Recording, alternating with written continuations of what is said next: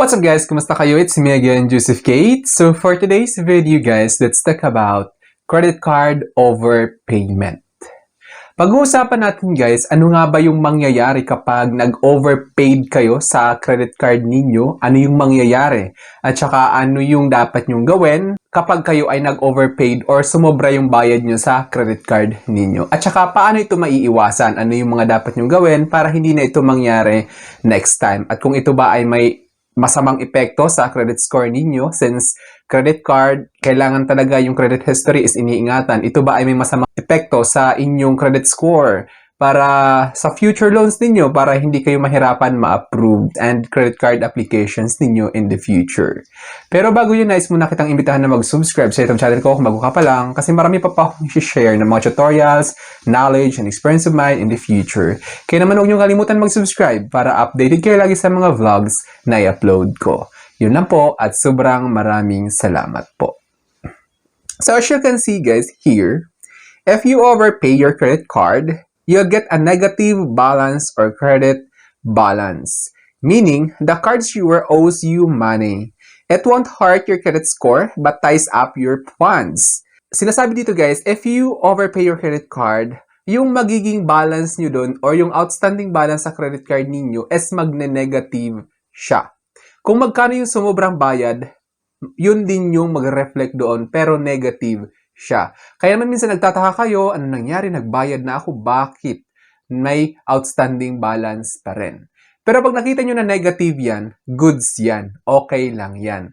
Kasi ito ay utang, so credit card siya. So meaning si bangko is pinapasukan niya yung card na yon ng pera mula sa kanila. Ngayon, since nag-negative, ibig sabihin, kayo yung sumobra ng pagbabayad. Kaya naman, walang problema yon.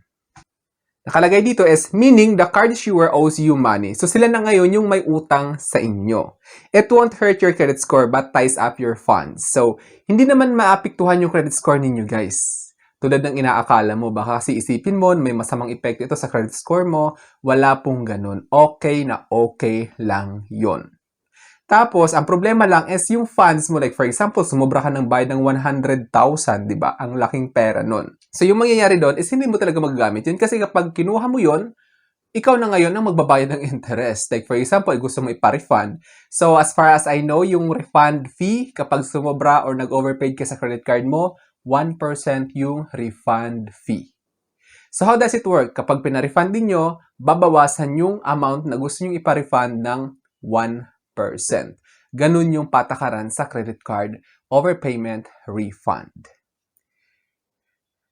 So you can either let it cover future purchases or request a refund to your bank tulad ng sabi ko. So nakalagay dito is, so you can either let it cover future purchases. So gamitin mo na lang siguro, hayaan mo na lang na like for example, alam mo naman na marami kang pagkagagastusan in the next billing cycle or next month. So iswipe mo na lang yung card na yon, gagamitin lang yung negative balance na yon. So as you can see, pababa ng pababa yung negative balance na yon. Hanggang sa maging positive na siya kung sumobra naman na ulit yung expenses ninyo. Like for example, yung overpaid amount nyo is 10,000. Tapos nag-swipe kayo ng 15,000. So ngayon, matatanggal yung negative na 10,000, papalit ngayon yung 5,000. Since 15,000 yung ginastos ninyo, tapos 10,000 lang yung overpaid amount ninyo. So kinain yung 10,000, may natira pang 5,000 na sumobra doon sa kung magkano yung na-overpaid ninyo. So utang mo na ngayon yung 5,000 sa bangko. Bali, ang mangyayari, prepaid na yung credit card ninyo. Wala ka nang iisipin on the next billing cycle since nabawasan na siya. Though large overpayments might trigger fraud alerts. So, itong problema dito guys is kapag malaki talaga yung na-overpaid ninyo, matitrigger yung fraud alerts. Yun yung pakakababantayan ninyo guys na minsan maghahantong ito sa hindi magandang kahihinatnan. So, what happens immediately? So, ano nga ba yung mangyayari kaagad kapag nag-overpaid kayo sa credit card ninyo? Negative balance. Your balance becomes negative. Nakalagay dito guys is becomes negative $50. For example, instead of owing the bank money, they owe you $50. So example dito guys, halimbawa yung credit card ninyo is nag-negative. Kung magkano yung negative doon, yun yung parang nangyayari is banks owe you money. Lumalabas na si bank na ngayon yung may utang sa inyo. So, yung dapat nyo gawin is i-swipe nyo na lang yung credit card na yun para magamit ninyo yung negative balance na yun. No credit score harm. So, ngayon kung magtatanong kayo kung ito ba ay mag-harm or delikado sa credit score ninyo, the answer is no. Walang problema. No credit score harm. It doesn't improve your score, but also it doesn't harm it, says expert at Bankrate. So, ibig sabihin, walang problema lang doon. Okay lang yun. Hindi naman magdidelikaduhan yung credit score ninyo. Hindi rin naman ma-improve yung credit score ninyo. Kumbaga, neutral lang siya. What you can do next? So, ano nga ba yung dapat nyong gagawin kapag nag-overpaid kayo sa credit card ninyo? Let it roll over. The credit amount automatically applies to your next purchases, reducing future bills, tulad ng sabi ko kanina. So, dyan lang yan. Halimbawa, alam mo naman talaga na marami kayong bibilhin, magta-travel kayo next month. So, hayaan mo na lang yung na-overpaid amount. I-swipe mo na lang yung card mo, gamitin mo na lang, then automatic yan, i-deduct yung overpaid amount nyo sa kung magkano yung nagastos nyo within billing cycle. Request a refund. Contact your issuer to have the money sent back to your linked bank account, though it might take 7 to 14 days. So, ito yung pinaka-best way, guys. Like, for example, sobrang laki, 100,000 tulad ng sabi ko. Kailangan mo yung pera na yun. Like, for example, nagkamali kayo kasi marami kayong credit card.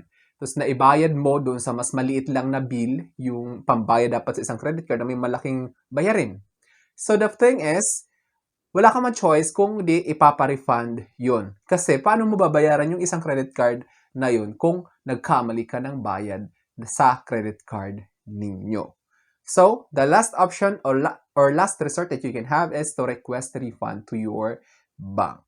So, ngayon, let's talk about potential issues. Funds are tied up. That cash isn't earning interest in your savings. It's sitting as a credit on your card. So, the problem is, like for example, nag-overpaid kayo since overpayment kayo yung topic natin. So, yung funds mo is dun lang yun. Hindi yun mag-earn ng interest. Wala lang yun. Like for example, 100,000 nga. So, walang interest yun. Naka-tied up lang yun dun sa credit card account ninyo. Fraud alerts. A very large overpayment like adding an extra zero could flag your account for fraud. So, yung problema dito guys is kung sobra-sobra talaga, labis-labis, kung mga 7 digits, ganyan, ang mangyayari is mati-trigger yung fraud alert ng bangko. So, ma-flag yung credit card account ninyo as fraud. Then yun, ano nga ba yung dapat nyo gawin para maiwasan nyo yung mga ganong senaryo na nag-overpayment kayo sa credit card ninyo? So, how to avoid it? Check statements. Regularly review your balance before paying. So, ito yung pinaka-best way guys, no? Check statements. Tignan mo yung statement account ng credit card na yon na balak mong bayaran. I-check mo talaga yung amount. Make sure, kasi kung meron kayong credit card na marami or multiple credit cards, talagang nakakalito. Kahit ako minsan nalilito ako magbayad ng credit card bills ko. Yung para sa BDO, napupunta sa BPI. Parang ganun. Ngayon, kung mas maliit lang yung bill ni BDO compared to BPI, so the thing is, magkakaroon tayo ng imbalance sa financial cash flows natin. So I think that's all for now. So sana may na-share ako. Don't forget to subscribe for more videos. It's me again, Joseph Kate, that says, we don't have cash because we go for cashless transactions. Bye-bye!